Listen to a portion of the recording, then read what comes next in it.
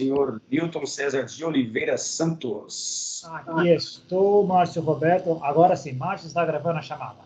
Presente! Tudo bem? Tudo em paz, e aí? Tudo bem também. Nossa, que estranho, cara. Para mim aparece 22 minutos e 18 aqui, não estou entendendo nada dessa contagem.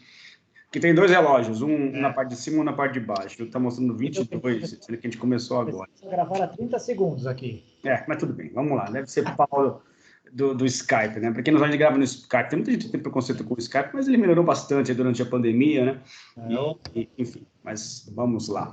Bom, mais um episódio de Contatos Insólitos, esse aqui de número 116, e o tema de hoje é o viés da confirmação na ufologia. Então vamos lá, tentar, né? Eu te passei o texto descritivo a respeito dessa ideia, agora está trovejando aqui, não sei se você consegue ouvir a partir daí. E aqui também. No meio de um temporal, né? Sempre chovendo nos nossos últimos episódios aí, vamos esperar para que não haja uma queda de energia. Mas vamos lá, então o tema de hoje é o viés da confirmação na ufologia, e eu te passei esse texto descritivo, tentando explicar. Então agora, né, eu vou colocar, lógico, sempre como faço, sempre coloco o texto no descritivo do vídeo, embaixo do vídeo aqui no canal do YouTube, para quem quiser ter acesso previamente, né, enfim, mas eu vou explicar mais ou menos de onde veio essa ideia. A gente chegou, acho que, a conversar a respeito disso no último episódio, assim, bem superficialmente, e aí, em cima disso, eu desenvolvi essa ideia um pouco com mais detalhes, assim, né? Então, assim, o viés da confirmação na ufologia, vamos falar, acho que, primeiro sobre o viés da confirmação em si, que eu acho que é importante, né? Que é justamente aquela nossa tendência a escolher os dados, ou apenas a escolher os dados que confirmem ou apoiam hipóteses pré-existentes, né? Então, esse é um fenômeno psíquico, se é que eu posso chamar assim, mas é um fenômeno bastante comum, né? A gente vê isso o tempo todo ocorrendo, principalmente, né, assim, mais evidente, mais saliente, mais recentemente nos embates polarizados sobre política, né? Mas ele acontece em outros setores também, não é só apenas no campo político, isso em outros setores, se a gente quer ou tem essa tendência a apoiar uma hipótese ou apoiar uma crença, a gente vai lá e procura só os dados que confirmam isso, os outros que não confirmam, a gente ignora, passa por cima, deixa de escolher, etc., né? Bom, como é que a gente faz essa ligação com o aspecto da ufologia? Em um primeiro momento, acho que o que fica mais óbvio, e o que todos podem, talvez, assim, fazer esse tipo de ligação, em relação aos próprios ufólogos ou simpatizantes a respeito da visitação de seres de outros planetas aqui na nossa esfera terrestre, de que esses sim, né, fazem essas escolhas de dados a dedo, né, ou seja, escolhendo apenas as hipóteses ou os casos que reforcem a existência, né, de visitações, né, esses seres entrando em contato conosco, etc, etc. Então, acho que normalmente essa seria a conclusão mais óbvia, né? Ou seja, esse viés da confirmação existindo por parte dos ufólogos / simpatizantes, né, do fenômeno alienígena. Porém, eu acho que aí é o menos comum e acho que o mais interessante a gente fazer aqui hoje, existe também o viés da confirmação por parte dos negacionistas, né? Ou seja, as pessoas vão escolher apenas os casos e os dados mais gritantemente sem base, né? Ou as pessoas que não possuem assim um testemunho muito confiável, e vão utilizar isso para falar, tá vendo, ó, como o que vocês estão dizendo não tem cabimento algum, essa pessoa aqui é despreparada, ou está em busca de fama, em busca de dinheiro, ou simplesmente uma farsa deliberada. E, então, esse papo de que tem alienígenas visitando o planeta Terra não tem cabimento algum, etc, etc. Então, acho que é interessante a gente poder abordar a partir daí, e depois eu vou querer tocar num ponto que é a relação dos fenômenos em si com as violações de certas premissas que nós consideramos como imutáveis, né? E isso pode nos levar adiante de uma conversa um pouco mais profunda a respeito. Mas mais ou menos esse seria o principal aqui, então já passo a bola para você fazer os seus primeiros comentários. Vamos lá. Legal. Eu acho que a gente já tocou também em outros episódios sobre o tema geral de vieses cognitivos, né? O viés da confirmação é o mais patente, o mais latente, é o que a gente usa como escudo inconscientemente o tempo inteiro, né? Até para sobreviver, acho que acaba sendo um mecanismo de sobrevivência social, né? E até ontem mesmo a gente aproveitou num dos grupos que eu faço parte para ver como o viés da confirmação engrossa o caldo das notícias falsas, dos rumores, né? Eu consigo canalizar tudo aquilo que eu penso, que eu acredito, numa onda que eu me sinto acompanhado, eu não estou sozinho, tem uma série de pessoas e evidências que me garantem que eu estou certo e que os outros estão errados, né? É bem complicado. Com relação ao fenômeno OVNI, uau, isso daí é um pano para manga, porque até o próprio termo, pode ver que eu não uso mais o termo ufologia, até o fenômeno OVNI, que é gigantesco, sendo que a parte extraterrestre é uma parte dela e pouca gente leva isso em consideração. E você colocou 2 aspectos, tem mais ainda, tem o dos contatados, tem das pessoas que não estão nem aí, enfim. Mas eu acho que vale a pena a gente discutir, porque faz parte da nossa vida, né? Existe um processo de aculturação que a maioria não se deu conta. Eu já disse isso uma vez, a maioria não se deu conta, mas foi tão bem sucedido que uma das redes sociais mais famosas do mundo hoje, que seria o WhatsApp, usada mundialmente, que manipula basicamente 3 veículos de comunicação, áudio, vídeo e imagens por meio dos emojis. Nos emojis, nas figurinhas, 2 são a gente nem parou para pensar como elas se transformaram globalmente e assimilaram globalmente para todo mundo. Todo mundo reconhece o disquinho voador. Ninguém confunde disco voador com um foguete, com um avião. Ele é separado. Todo mundo reconhece. Aquilo está no imaginário das pessoas. Não é do planeta. Mesmo que elas não acreditem. Se elas quiserem fazer uma piadinha, elas vão usar o disco voador. E a figurinha do alienígena cinza aqui no emoji é verde. Talvez uma alusão aos marcianos verdinhos. Mundialmente massificado, né? Já está incorporado à cultura humana. É impressionante. Ninguém vai dizer que é um africano, que é um chupa-cabra. Não, é um alienígena. E isso é um processo de aculturação que é bem interessante, faz parte de muitos dos estudos do fenômeno OVNI. Mas, enfim, vamos voltar ao viés de confirmação, que acho que é por aí que a gente vai navegar, e depois a gente pode dar umas pinceladas em outras coisas. Legal. Eu acho que o primeiro aspecto em relação a essas premissas, né, avaliando ou tentando dar uma estendida em relação ao conceito do viés da confirmação, é justamente a nossa incapacidade de manter uma neutralidade ou manter uma imparcialidade, né? Isso eu acho que está na raiz de tudo, né? Nós somos incapazes, ou talvez na maior parte do tempo incapazes, de manter essa neutralidade, né? Ou seja, não sabemos. Vamos investigar isso de forma imparcial e neutra. Nós já carregamos uma série de preconceitos, uma série de questões, tanto de um lado quanto de outro, né? Para aqueles que acreditam, né? Quanto por parte daqueles que não acreditam, né? Aqueles que acreditam já vão forçar a barra, já vão achar, né, que não tem a ver com nave mesmo, né? Não é simplesmente um objeto voador não identificado, já estou considerando aquilo como uma nave, né? Já forçando logo do início, né, a coisa para um lado. Assim como os outros que, né, vão dizer, nossa, isso aqui é uma besteira, não adianta, já é um embuste, não vai requerer de minha parte nenhum esforço para pesquisar isso, esquece, vou jogar fora, né? Então, tanto de um lado quanto do outro, há essa premissa que ela não é imparcial, né? Ela não é neutra, de forma alguma, ela já carrega esse peso preconceituoso ou simplesmente essa perspectiva do vamos investigar simplesmente para entender ou tentar entender o que está acontecendo, né? Então, esse é o primeiro problema que eu acho que é importante a gente enfatizar. E, infelizmente, essa abordagem ela foi vencida.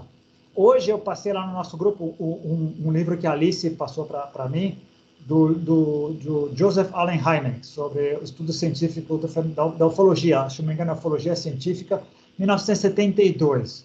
O Hynek, que na época era considerado uma autoridade sobre o fenômeno OVNI no mundo, no prefácio, se não me engano, ele coloca: esse livro é uma luta contra a ciência clássica, que nega o fenômeno OVNI.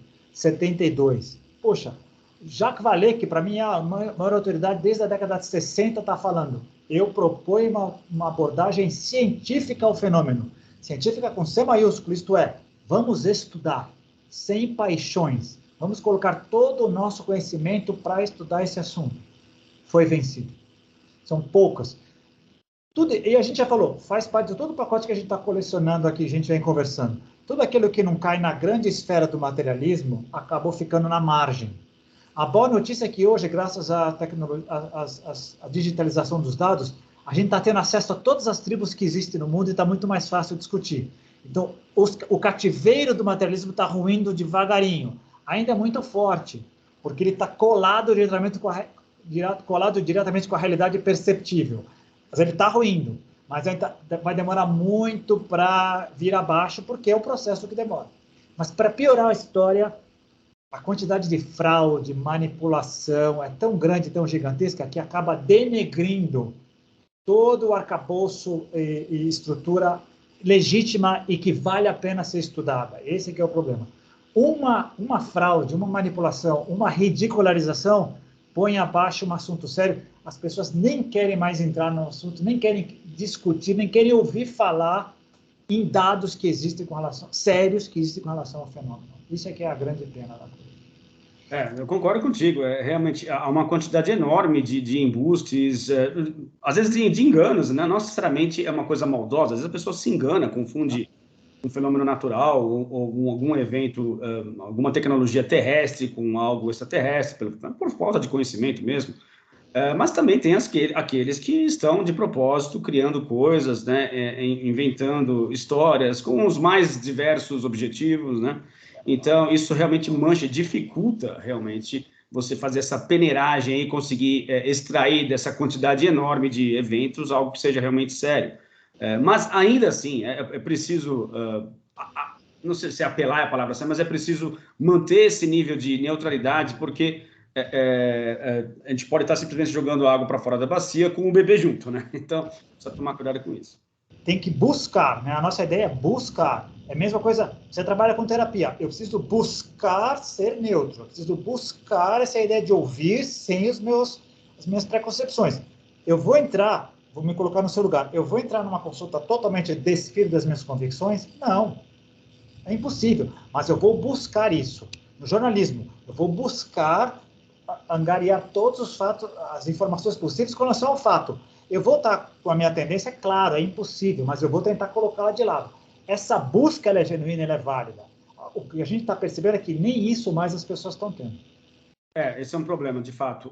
E isso eu posso dizer, por coincidência, talvez por duas coisas que eu assisti esse final de semana. Um documentário a respeito daquele voo lá na Malásia, que ficou desaparecido, né? E aí as várias teorias que surgiram a partir disso, né? Uma delas, inclusive, que não tinha nada, que é a respeito, né, da desconfiança da empresa norte-americana lá, a Boeing, de ter um problema lá numa tecnologia desse avião em particular.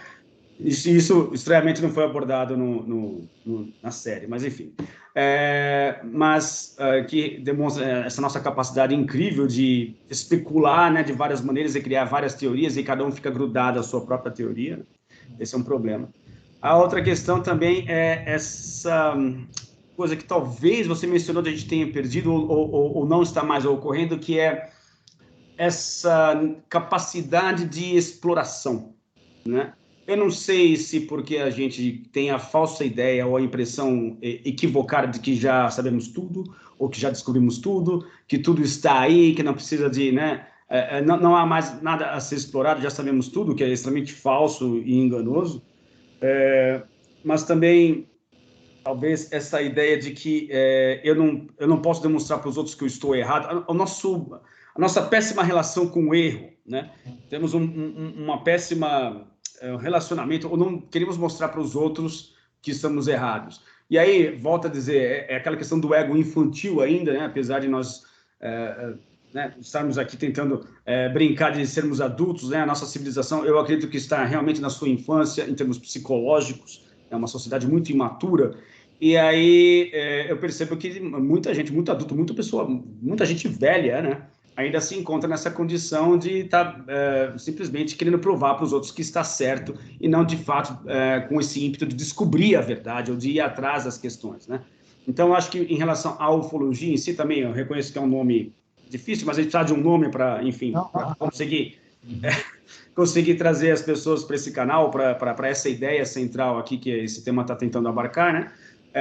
Mas que também o mesmo fenômeno é válido, né? Ou seja, tem tudo isso participa junto, né? Está tudo misturado, e essa nossa incapacidade de assumir o risco talvez também esteja por trás dessas premissas todas, né? Então, eu não vou querer demonstrar que eu estou errado, que eu estou equivocado, eu vou querer provar que eu estou certo a qualquer custo, mesmo que eu tenho que esticar uma coisa ali, alterar uma coisa aqui, né? Ou seja, há muita desonestidade de nossa parte em relação a esses eventos, por mais que haja um ímpeto de colocar a ufologia dentro do aspecto da ciência, né? Como você mesmo mencionou, o Hynek e o próprio Jacques Vallée também com esse espírito, né? Desde os anos 70 ou 60, tentando fazer isso, mas eu acho que, no geral, a ufologia acabou pecando por realmente não conseguir se quadrar tão bem nesse aspecto, e aí tem uma série de outros fatores que também talvez tenham prejudicado muito o andamento essa ideia, esse objetivo longínquo de conseguir enquadrar ou conseguir convencer a comunidade científica mais tradicional de que a ufologia seria um assunto suficientemente sério para ser estudado. Lógico que outras instâncias também poderiam ser colocadas na mesma vala comum, né? Ou seja, os fenômenos paranormais, né? Eventos de caráter insólito que ultrapassam simplesmente a questão do campo ufológico, também se enquadrariam nessa questão. Mas, como aqui o tema central é esse, né? Bom, vou tentar me encaminhar por aí primeiramente, né? Não, claro, depois a gente abre um outro parênteses. Concordo com você. E te ouvindo, sabe que me veio a ideia também? Eu acho que como sociedade a gente acabou assumindo veladamente, talvez inconscientemente, a ideia de que, olha, o fim justifica os meios. Então, se eu tiver que manipular aqui, mesmo se eu não souber como chegar lá, mas o objetivo, na minha opinião, é nobre, eu passo por cima de certos princípios. Então, a gente vê as pessoas se comportando numa boa com relação a isso. Vou até abrir um parênteses perigoso aqui. Eu vi isso acontecer até dentro dos grupos RAM. Normal, que não precisava disso, mas aconteceu. Com relação à ufologia, é frescura minha. Fique tranquilo, todo mundo conhece por esse termo. Eu é que sou chato e uso OVNI, ovniologia e tal. É perfeito isso daí.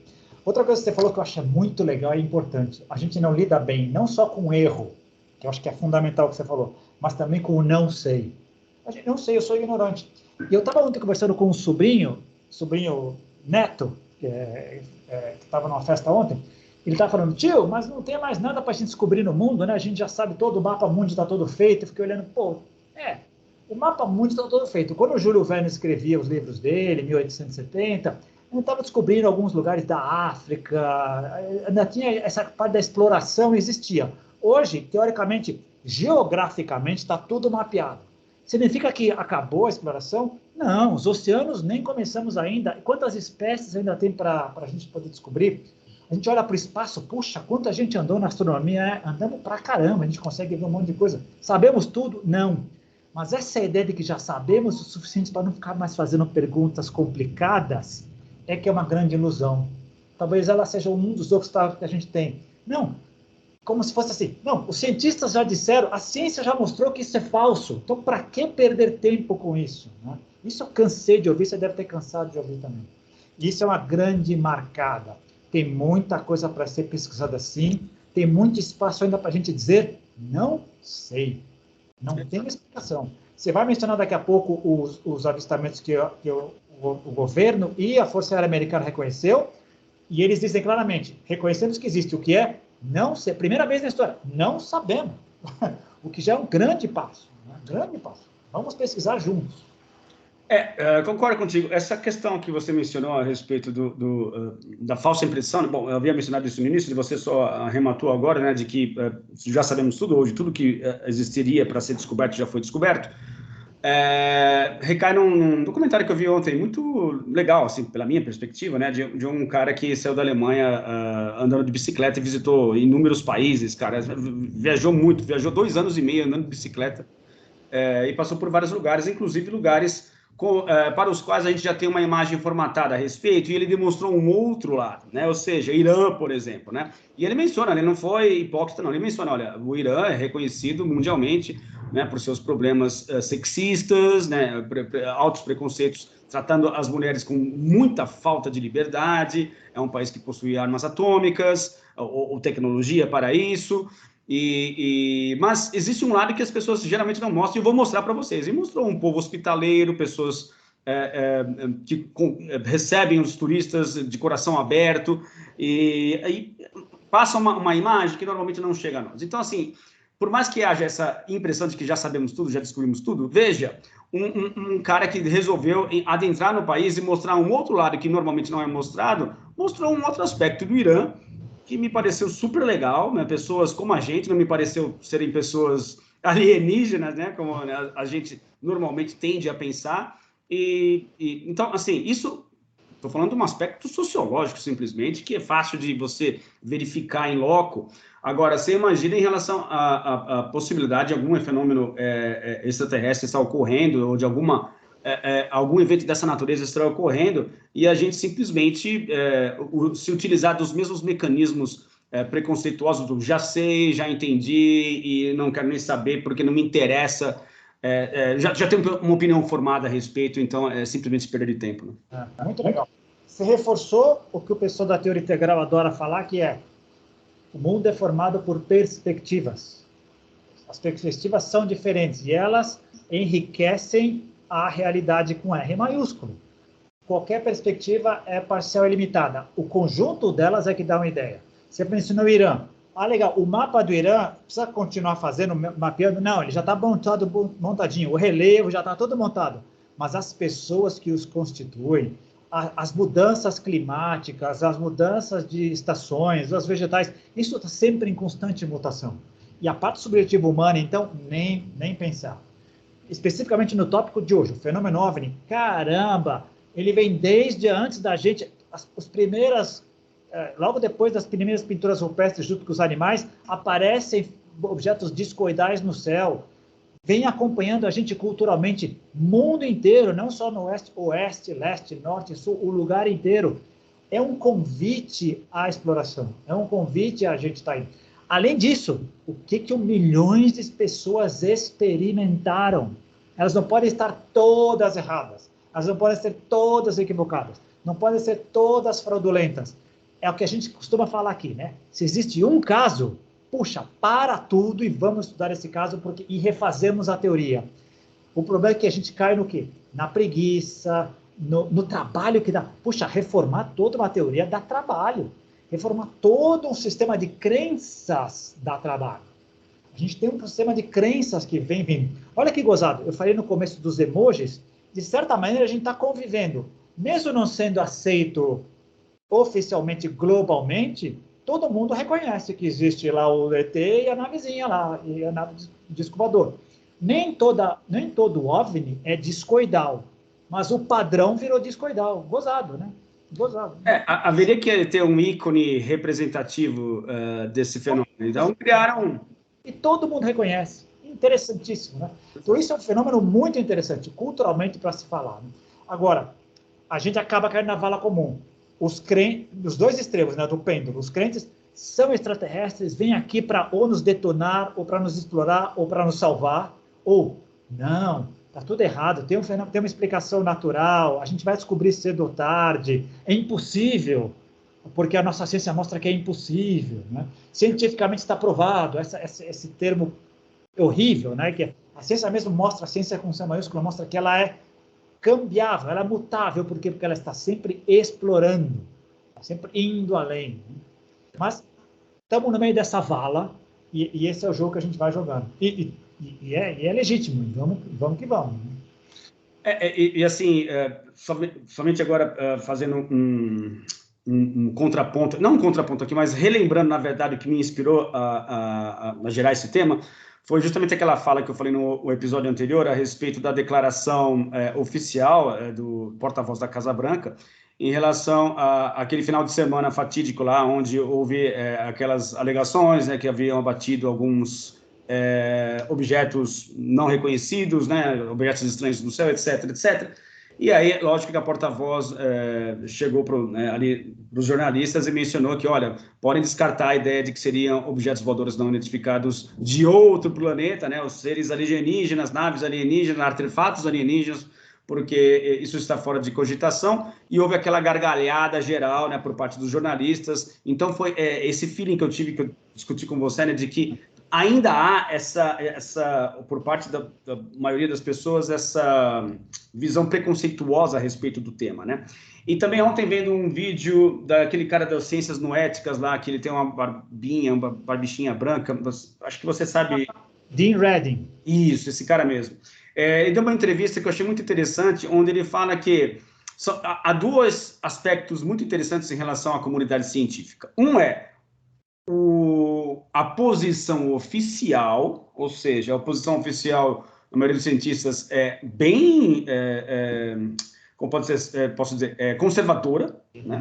Mas nos bastidores, se você pegar esses caras para conversar num lugar fechado, você e ele ou mais 3 pessoas, eles vão confessar a você, não, realmente já passei por experimentos muito estranhos, ou, sei lá, experiências que violam certas leis que nós consideramos como imutáveis, mas eu não vou poder me expressar a respeito disso porque eu tenho uma carreira ou uma reputação a zelar, e ele estava mencionando justamente isso. Então, fazendo essa transposição para o nosso tema, eu acho que também acaba contribuindo para que haja esse viés da confirmação também, pelo menos no aspecto mais social ou mais popularzão, das pessoas se posicionarem dessa maneira, né, negando, mas intimamente elas acharem outra coisa, né? O que eu acho assim, cara, extremamente triste, né, isso ainda ocorrer, mas infelizmente é o que a gente tem vivenciado. Eu acho que muito bem colocado. Primeiro, o Dean Radin, lá do Instituto de Ciências Médicas, ele tem aquele trabalho que todo mundo adoraria.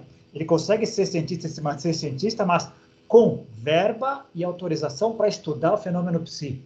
Exato. E tem um monte de trabalhos, tem 3 ou 4 livros que ele mostra dados, e está aqui, ele fala, está aqui, ó, é que as pessoas se negam a ver, se negam até vir ver os dados. Esse é o ponto. Segundo ponto que você falou é fundamental. É uma pena que ainda seja assim, mas vamos tentar olhar outra perspectiva. Para que uma instituição se mantenha, às vezes ela precisa tomar certas atitudes drásticas. Exemplo, vamos pegar até um exemplo nosso do fenômeno OVNI em geral e de Raman em particular. Hoje eu entendo algumas proibições que o Carlos Paz queria colocar lá no começo, não porque ele não achasse que seria possível acontecer, mas se você abre muito o leque, você abre a posição que você perde o controle da instituição, do comando da instituição, e você abre a porta para coisas que você vai acabar perdendo a sua legitimidade como líder da coisa. Então, é compreensível. Eu sou o governo norte-americano, eu devo explicações aos meus cidadãos? Sim, mas eles também querem saber se eu os estou protegendo, se eu estou justificando os impostos que eles pagam. Então, eu tenho que moderar o meu discurso. O que você falou dos cientistas. Cientistas, eles vão para a igreja no fim de semana, visitam cartomante, fazem carta astral, mas não reconhecem isso publicamente jamais. Eles precisam de financiamento público, eles precisam ter uma carreira, eles têm que publicar em revistas científicas, é muito, muito delicado. Inclusive, falando do Jacques Vallée, em 1975, se não me engano, ele lançou um livro chamado The Invisible College, que em português ficou traduzido como Colégio Invisível, não é a melhor tradução, seriam os universitários, os scholars, né? Os acadêmicos invisíveis. O que é isso? É um grupo de cientistas que se dedica a estudar o fenômeno OVNI, na surdina. Entre eles não vêm a público, eles pegam os dados, trocam ideias entre eles, são milhares que estão aí entre eles, mas não vêm a público. Se vierem, se falarem isso, não conte comigo, não vem. Porque precisa de financiamento, precisa de uma série de coisas. Como você falou, é triste? Mas tá melhorando, a gente está vindo.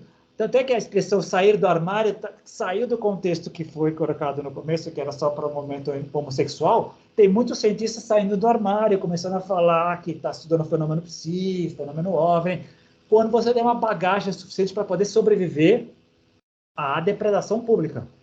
Quando a tua reputação é dinamitada, você perde uma série de benefícios, né? Então, é compreensível que na comunidade científica eles se protejam. É compreensível. Mas, puxa, na surdina tem um monte deles fazendo um monte de coisas, estudando muita coisa, descobrindo muita coisa interessante, inclusive explorando, indo a campo. Jacques Vallée vai a campo. Jacques Vallée veio, ele descobre o fenômeno chupa-chupa no Brasil. Onde acontece essa coisa, ele está lá, chegando no primeiro lugar. É o exemplo claro, né? Ao contrário de muitos ufólogos de sofá. É verdade. Aqui também tem cientista de sofá, não preciso nem ir lá ver, já sei que é fraude. Né? E tem aqueles, não preciso ir lá ver, são ETs de Alpha Centauro, são ETs de planeta Humo, que vem aqui para nos invadir, vão publicar na próxima revista. As duas esferas estão legítimas e estão atuando aí. Exato. Um outro aspecto acho que é interessante a gente adentrar agora, já passado meia hora de gravação, é o seguinte, aquela questão de que O fenômeno OVNI em si, uma das razões, tá, que eu acredito por que as pessoas, a maioria delas pelo menos, né, nega o evento, né, ou nega o fenômeno como algo possível, advém não apenas do fato desses fenômenos violarem as leis físicas conhecidas. Eu acho que, isso aí é o mais evidente, é o que está mais na cara. Isso já para muita gente, já é uma razão muito forte para descartar qualquer alegação de que esses eventos sejam de tecnologia, de civilizações extraterrestres, etc. Porém, há um segundo que não é muito bem falado, ou pelo menos eu até o momento vejo pouca gente discutindo a respeito disso, que é o fato de eles violarem também a lógica humana. E aí a coisa fica muito interessante. Por quê? Porque a lógica aristotélica, por exemplo, né, se iniciou com os gregos, lógica se iniciou, né, com Aristóteles, né, mas assim, até a coisa realmente ganhar um vulto tal, demorou muito, né, enfim. Então, a maior parte do tempo, nós como civilização, estivemos dentro da esfera psíquica, onde outros recursos mentais estavam ali presentes, não vou dizer assim puramente mentais, mas de qualquer maneira, recursos conscienciais, digamos assim, estiveram ali sempre presentes, como emoção, sentimento, instinto, né, intuição, sempre estiveram presentes dentro dos tempos das cavernas, né, na maior parte do tempo da nossa evolução. E a lógica, ela veio numa camada muito mais recente ao longo da história, meio que colocar por cima das camadas anteriores uma chancela do tipo, apenas a partir daqui as coisas são válidas. Tudo o resto que foi vivenciado antes, esquece, não tem validade alguma, né? Esse é um problemaço para nós, porque muitos dos fenômenos que nós, bom, para quem gosta do assunto, enfim, vai atrás e vai buscar tentar entender, eles violam, assim, a lógica de uma forma absurda, né? A lógica aristotélica, né? Então, por exemplo, você tem vários relatos e, por exemplo, extraterrestres, né? Quando você tem os casos famosos dos sequestros, né? As abduções, e esses seres diretos fazendo experimentos com as pessoas, né? E aí a gente para pensar, poxa, mas às vezes me parece uma coisa assim muito invasiva, né? Ou, enfim, né? Por que esses seres com tecnologia tão avançada precisariam estar ali mexendo no corpo das pessoas para investigar alguma coisa? Será que já não investigaram o suficiente? Às vezes soa muito fora de lógica, né? Algo assim. E, ao mesmo tempo, me parece que as testemunhas, não vou dizer todas, obviamente, né? Mas algumas das testemunhas bastante idôneas, algumas pessoas sendo muito sinceras, e algumas dizendo até, olha, eu sei que sou louco, eu sei que o que eu estou falando para você não é nada lógico, mas foi o que vivenciei, foi aquilo pelo qual eu passei. Outros eventos do tipo, né? As famosas mutilações de gado, né? Coisas desse tipo, onde, lógico que isso não há nenhuma conclusão a respeito, mas alega-se que isso tenha relação com eventuais tecnologias extraterrestres, também não nos passa uma imagem, uma impressão nada lógica, né? E outras coisas que o próprio Jacques Vallée abordou inúmeras vezes, né, de experiências bastante assim, que viola inclusive nosso senso de inteligência muitas vezes, né? Mas que aparentemente as pessoas que assim relatam estão sendo sinceras, porque não são pessoas que estão apartadas da sociedade, vivendo num hospício, pessoas com problemas psíquicos profundos, são pessoas normais como a gente, que passam por uma experiência como essa e precisam, mediante a honestidade do fato vivenciado, relatar para as pessoas o que aconteceu, né? E aconteceu dessa forma. Então, pelo fato de haver essa violação da lógica aristotélica, que nós consideramos inquestionável, e esse é um outro problema, a gente pode até questionar assim, se isso não valeria ter um episódio só falando sobre isso, né? Também prejudica ainda mais a adoção ou a aceitação de que o fenômeno UFO, o fenômeno ufológico, seja de fato algo a ser levado em consideração seriamente. Né? Exatamente, eu concordo com você, gênero do livro, é por aí mesmo. O caso do Jacques Vallée, olha que legal, que ele é bem paradigmático. Quando é que ele começou? Ele começou quando ele estudava ciência da computação, e quando começaram a aparecer os primeiros casos de fenômeno OVNI lá na França que ele viu, que ele acompanhou como assistente, ele viu cientistas com relatórios de avistamentos de fenômeno OVNI e eles destruindo as evidências porque não sabiam o que fazer. Ele falou, isso não é científico, mesmo que você não saiba o que é, no mínimo guarda para a gente pesquisar. Quando ele viu isso acontecendo, ele mudou, eu vou estudar isso, e aí fez toda a carreira por cima disso. Mas olha só como são as coisas. Por outro lado, ele é a primeira autoridade desse estudo que disse: ninguém mais fundamental para tentar entender esse fenômeno do que a testemunha. Ela que vivenciou a coisa. Vamos entrevistá-la. Ah, mas ela é subjetiva. É, mas é o que nós temos. Vamos coletar vários dados e depois relacionar. Isso é ciência. Ele sempre diz, isso é que é ciência. Eu coleto, depois eu cruzo dados, né? Muitas pessoas, não ponha depoimentos no meio, não ponha as pessoas no meio, porque estraga tudo. Ele é um dos advogados. Mas olha que gozado. Por outro lado, você pega Dr. John Mack, já faleceu, mas escreveu 2 livraços sobre abduções. Tá lá os casos, as pessoas descrevem uma série de coisas. Qual é a lógica por trás? O Jacques Vallée mesmo fala. Não é lógico que uma civilização venha de outro mundo e tenha que pegar 2, 3, 4, 5 mil pessoas para tirar espermas. Nós faremos muito melhor. Olha a lógica. Jacques Vallée, meu grande ídolo, hein? Pensando nisso, para mim é limitado. Não pode ser assim. Não deve ser só essa causa. Abre o leque. Não tão nenhuma cultura vem aqui pegar 3, 4, 5 mil pessoas para a mesma razão. Não é isso. Abra o leque. Só por causa disso você vai descartar a possibilidade de que as abduções existem. Isso não é ser cientista. Isso é uma crítica que eu faço até ao próprio Vallée. Não abra o leque. Respeite o seu colega John Mack, que botou a pele em risco, foi demitido de Harvard porque se dedicou a pesquisar isso. É mais além. De novo, você falou das mutilações dos animais. O mesmo argumento. Para quê? Pegar 10 mil vacas e cortar no mesmo lugar? Deve ter uma razão que a gente não está entendendo. A gente tende a antropomorfizar, até essa lógica por trás. O que o Totó é como Aristóteles era conhecido entre os amigos dele na Grécia. O que o Totó acabou colocando para a gente e se arrastando até hoje, a gente virou escravo disso, né? Não, o pacote envolve a lógica, mas é muito mais amplo para se entender essa realidade, ela é muito maior. A lógica é fundamental, mas ela não dá conta da realidade. E a gente virou escravo dela, cara. A gente não consegue escapar dela. Total foi demais, cara. Mas é o seguinte... Então, mas esse problema, cara, eu vejo isso ele se repetindo o tempo todo, que ele aparece muito onde? Em Hollywood.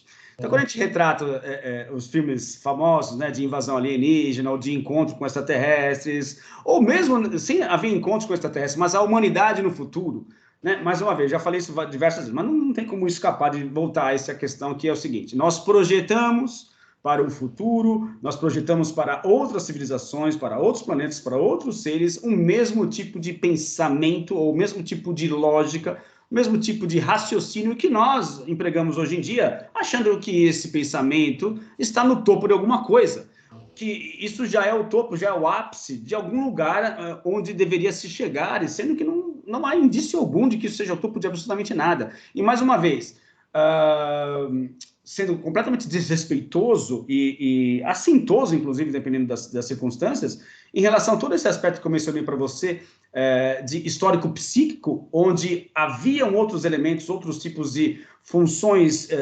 conscienciais ou ferramentas que nós possuímos, que envolviam o quê? Intuição, sentimento, emoção, ao longo da história, e que isso também não é considerado, não é levado em conta na hora de você avaliar eventos como este, né? Então, o que nos diz, o que nos faz pensar que eles estariam agindo da mesma forma ou pensando da mesma maneira que nós? Eles estão levando outras coisas em consideração. Então, você pega lá os UAPs, lá, né, o Tic Tac, o evento que, mais recentemente, para pegar um caso, né, mas assim, talvez seja o caso mais recente e o mais emblemático do ponto de vista de que o Pentágono reconheceu de que esse fenômeno existe de fato, embora eles não saibam a origem dele, né, supondo que seja realmente de fato uma origem extraterrena, o que nos levam a pensar que eles estão agindo da mesma forma, ou pensando da mesma maneira que nós? Só o fato deles existirem e fazerem aquelas manobras já é uma evidência muito clara para mim de que eles necessariamente estão enxergando a realidade de uma outra forma. Por quê? Porque as leis da física que nós consideramos como imutáveis estão sendo violadas por eles, né? Então, assim, eles levam em consideração um trânsito pela realidade que é completamente diferente do nosso, onde eles conseguem violar certas coisas que para nós ainda são invioláveis. Então, não há como você achar ou concluir que necessariamente então eles vão estar pensando mesmo da forma que nós pensamos. A abordagem ou a interpretação da realidade por parte deles necessariamente tem que ser muito diferente da nossa. Não, perfeito. Primeiro, tem várias coisas que você falou que eu acho que são geniais. Primeiro, eu acho que para a média da população mundial, é normal que se pense assim. É normal que se pense assim, ó, eu vou interpretar tudo de acordo com a minha maneira de ver, porque eu sou o ápice da evolução. Então, é pela maneira humana de ver. Então, eu acho que é normal. Muitos estão acima da média, então conseguem entender que tem que abrir o leque de possibilidades para poder de entender. De novo, como representantes de instituições, e no caso de a maior tipo de instituição que a gente tem hoje, seriam os países, eu acho que eles têm que defender um certo discurso, então eu acho compreensível que venha esse discurso meio bélico, nós e eles temos que nos defender, mas tenho certeza que deve ter vários grupos de trabalho abrindo o leque. Vamos lá, vamos fazer um brainstorm aqui. Por que vocês acham que esses caras estão aqui? Como é que isso está acontecendo? Com certeza estão fazendo, mas não vão nunca abrir para o público. Eu acredito que só vai ser aberto quando vier de fora para dentro, colocado goela abaixo. De dentro para fora não acontecerá. Minha opinião. E a gente está vendo isso, eu sou daqueles que acho que nós vamos desencarnar e a coisa vai continuar indo. Voltando só a Hollywood, que eu acho que é legal, que você é muito feliz do que você colocou, vai ter gente que vai dizer assim, ó, toda essa ideia negativa do fenômeno OVNI, desse futuro distópico, é nada mais, nada menos do que a nossa sombra projetada para o futuro. E é mesmo, é uma parte dela. É toda ela? Não é toda ela, mas concorda que é uma parte bem nossa, que a gente não consegue encarar e projeta. Outros vão dizer, não é nada disso, é só negócios. Vende. Então eles fazem porque vende. As pessoas gostam de ver Nova York destruída, Moscou, blá, blá, blá. É verdade? É. As pessoas gostam. As pessoas assistem filmes de terror. Então é parte, também explica a coisa. Outras pessoas vão dizer, não, é um processo de aculturação para mostrar que o mundo vai ser assim. Então tem todo um governo invisível que está projetando teoria da conspiração, né? Está dominando o mundo. E deve ter outras aí. Qual delas é verdade? Provavelmente todas elas são, até inconscientemente.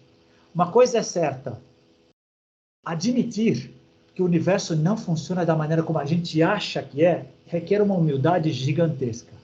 E nós que andamos muito, principalmente nos últimos 2 séculos, no entendimento de como as coisas funcionam, nos deu uma arrogância maradônica e nos dá a entender, não, eu já sei o suficiente para poder descartar algumas coisas. E não dá para descartar essas coisas. Como diz o grande Sheldrake, o universo está cheio de constantes que não são mais constantes e leis que estão mudando o tempo inteiro. Tem que ter, algumas se manterão, mas vamos ser humildes para poder refinar nossa capacidade de mudar o paradigma quando ele requerer. E o fenômeno OVNI é um grande desafiador do status quo científico. Mas eu acho que é natural que as pessoas antropomorfizem a coisa e coloquem nós contra eles. Dr. Greer, se preparem, os governos vão simular que nós estamos sendo atacados pelos extraterrestres, vão colocar uma bandeira vermelha toda vez que aparecer o fenômeno OVNI, eles vão mostrar que estão nos atacando. Acontecerá?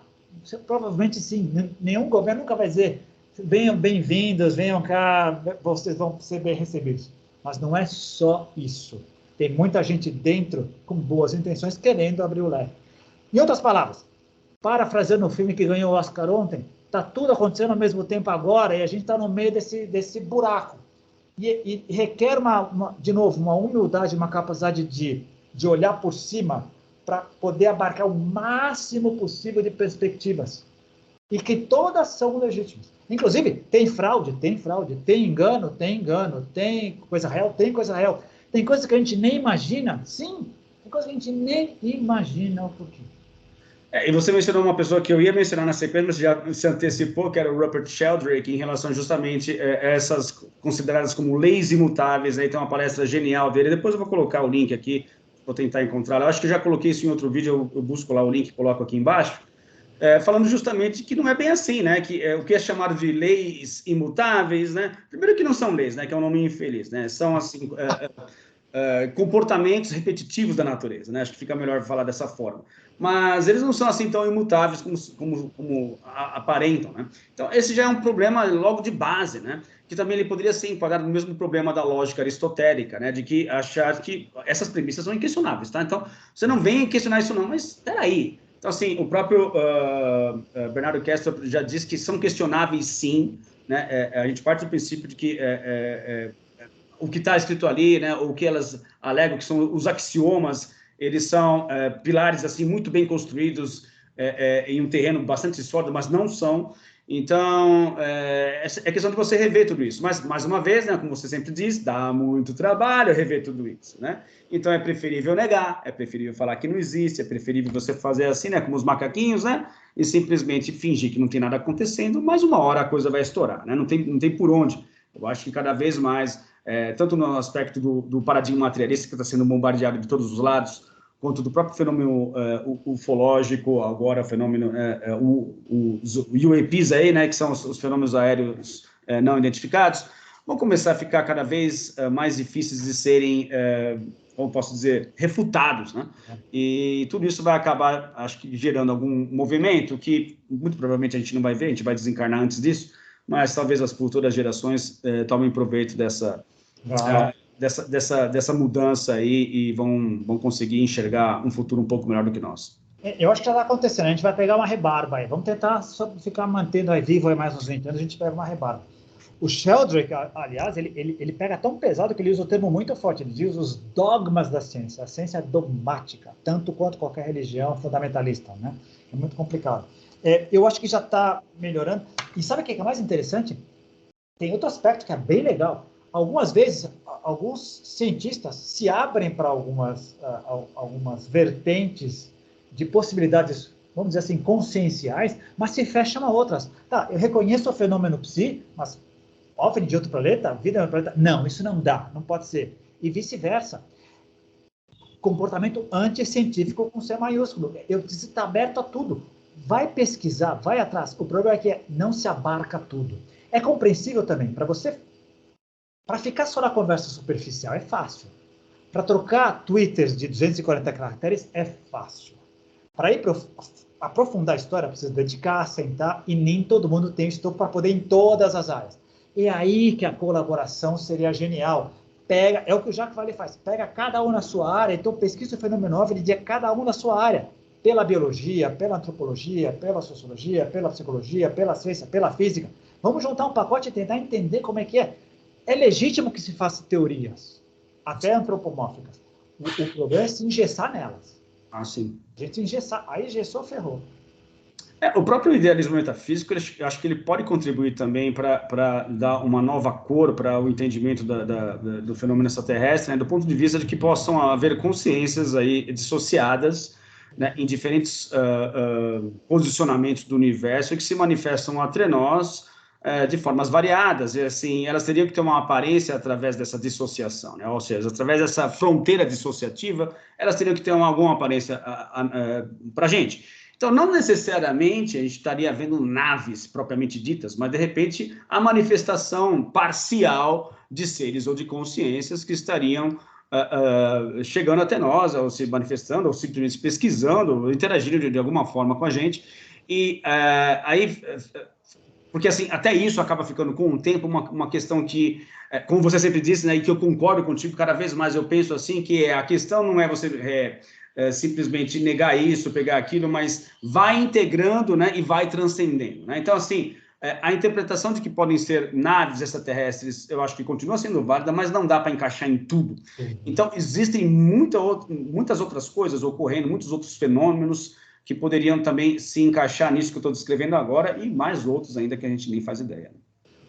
Voltando ao meu ídolo Jacques Vallée, ele torce muito o nariz para a hipótese extraterrestre. Por quê? Porque no começo era bombardeado por isso, OVNI igual a extraterrestre, OVNI igual a extraterrestre. E ele falava, não, cara, no primeiro livro dele, Passaporte Amazônia, 923 casos, o cara lista, 923 casos na história. Ele fala, tem muito mais coisas aqui, tem muito mais coisas aqui psíquicas, conscienciais, vinculadas a esse planeta, a nossa cultura, ao nosso folclore, que não precisa ser necessariamente de fora.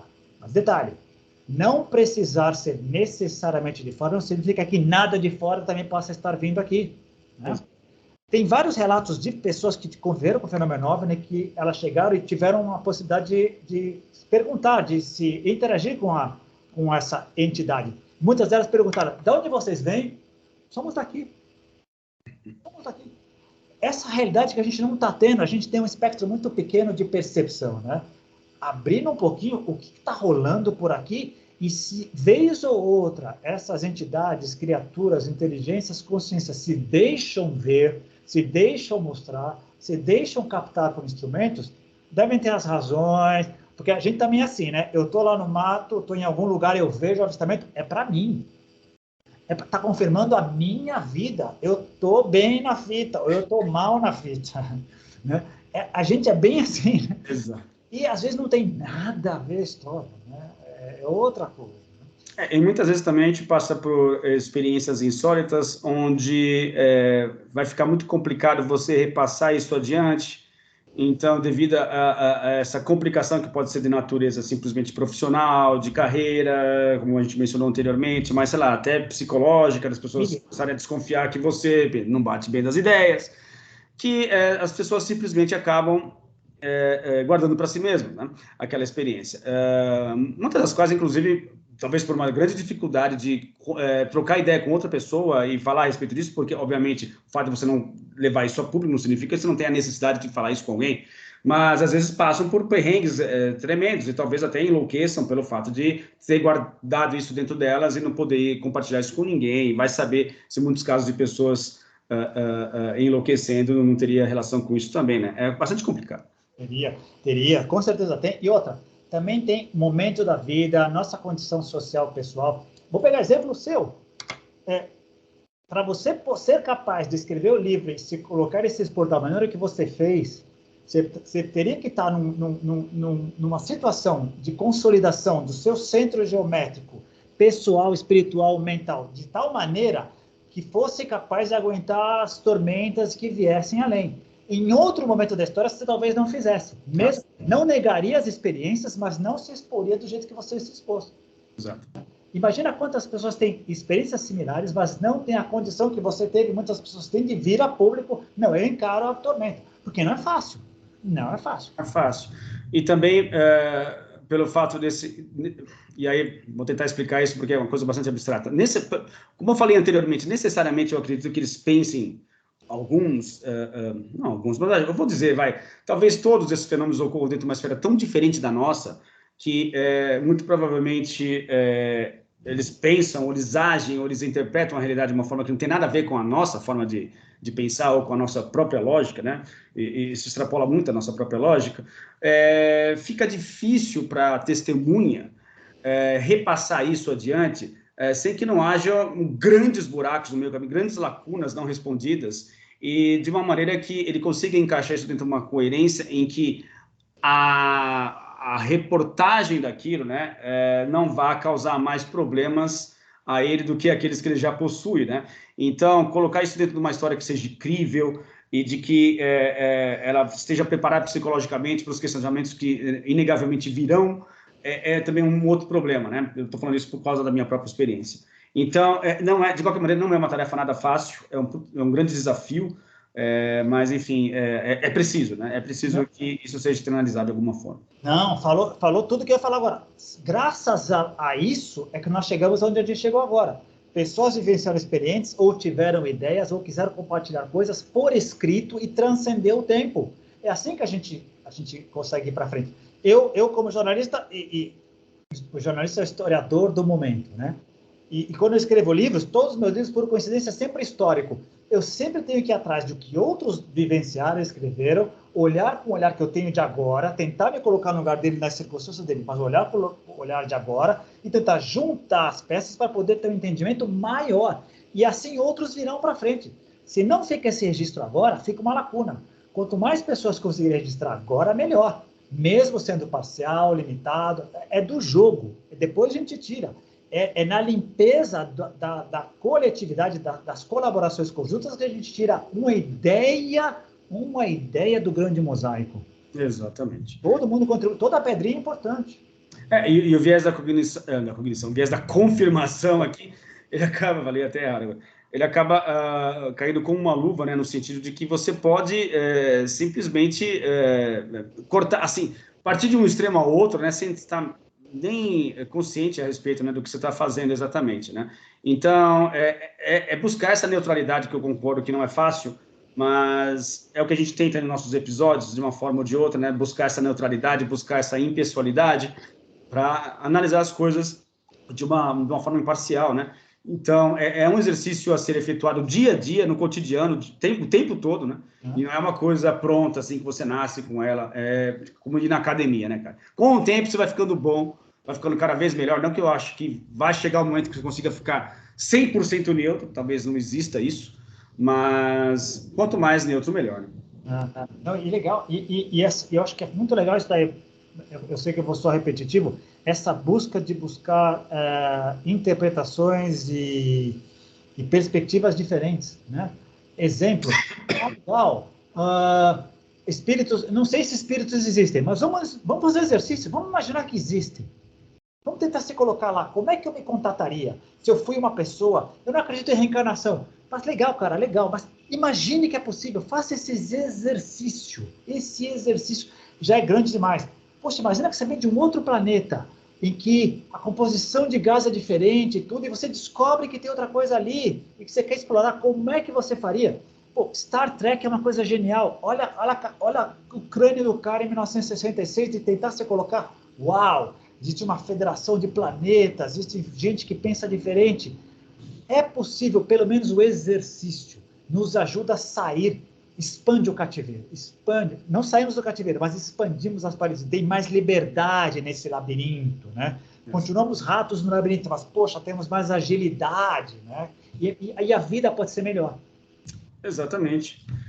E aí você consegue meio que navegar nessa seara, né, de uma forma onde, embora as conclusões ainda estejam longe de ocorrer, você percebe que há um avanço, né, de alguma forma. Então, assim, também acho que a pressa em tirar conclusões também é um outro problema aqui nessa história toda, né, porque, é preciso chegar a uma conclusão agora. Não necessariamente. Às vezes a conclusão ela vai ser somente alcançada pelos nossos pelas civilizações que vierem, não as civilizações, mas as gerações que vierem depois da gente, né? Mas a gente precisa dar esse espaço para que eles consigam efetuar esse movimento lá na frente, né? Se a gente não fizer isso, ferrou, a gente vai prejudicar isso ainda mais. Quer ver? E é um exercício que a gente precisa fazer que é legal. Eu recebo um monte de vídeos de Fenômeno 9, porque eu conheço um monte de gente e tal. O que eu faço com eles? Eu repasso para todo mundo. E o que as pessoas me perguntam? Por exemplo, o que são? O que é? Qual é a sua explicação? E a minha resposta padrão é: não sei. Numa boa. Tem gente que fica louca da vida comigo, tem gente que exige uma resposta legítima, mas eu não sei. Pode ser, pode não ser. A manipulação hoje está tão boa de vídeos que tem coisas que realmente eu não sei dizer. Algumas são grotescas, você vê, não, tudo indica que é fraude e tal. Mas outras são muito bem elaboradas. E mesmo quando são OVNIs, tá, a Estação Espacial filmou. Estão saindo ou estão chegando? Sei lá. Sei lá. Da onde? Essa é outra coisa. Pede para as pessoas fechar o olho. Imagina a Terra. A gente tem a tendência a pensar que a gente está... Olha só, é inconsciente. A Terra está no centro e o resto está tudo ao redor. O espaço não tem norte, sul, leste, oeste. Né? É tudo maluco. A gente nem percebe. A gente esquece que o Sol tá em movimento, todos os outros planetas estão em movimento, não tem nada parado. Não é essa a ideia que a gente tem que estar tudo parado. Então, não tem cima, embaixo, entra e sai, não tem, é outra coisa.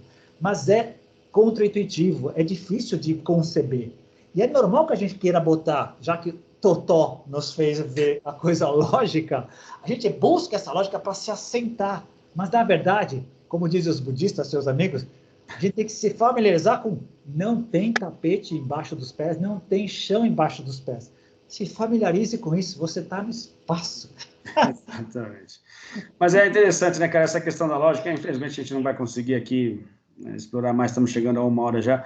Mas acho que, bom, talvez num próximo episódio a gente pense a respeito disso, como explorar a questão da lógica, aí envolvendo emoção, sentimento e intuição, esses outros eventos de ordem psíquica, né? E de que forma eles poderiam estar participando também, né, desses encontros, eventuais encontros com fenômenos que poderiam ser aregados, pelo menos a priori, como de origem alienígena, e de que forma que a gente poderia lidar melhor com isso, considerando esses outros fatores, né? Mas beleza.